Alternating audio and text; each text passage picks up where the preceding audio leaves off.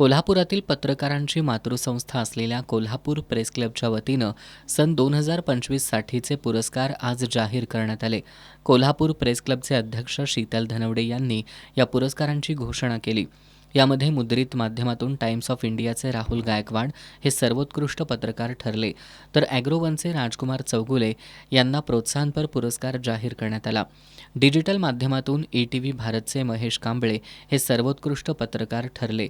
मुद्रित माध्यमातून छायाचित्रकार पांडुरंग पाटील आणि इलेक्ट्रॉनिक माध्यमातून दूरदर्शनचे पत्रकार विकास पाटील यांना प्रोत्साहनपर पुरस्कार जाहीर करण्यात येत असल्याचं कोल्हापूर प्रेस क्लबचे अध्यक्ष शीतल धनवडे यांनी सांगितलं.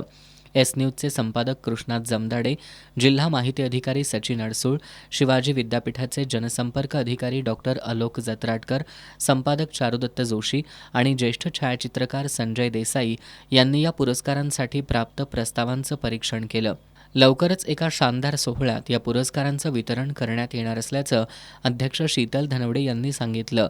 याच समारंभात ज्येष्ठ पत्रकार नंदकुमार ओतारी यांच्या पत्रकारितेतील 50 वर्षाच्या अनुभवावर आधारित घडलंय बिघडलंय या पुस्तकाचं प्रकाशनही केलं जाणार आहे. यावेळी उपाध्यक्ष प्रशांत दायरेकर, ज्येष्ठ पत्रकार नंदकुमार ओतारी यांच्यासह विविध प्रसारमाध्यमातील प्रतिनिधी उपस्थित होते.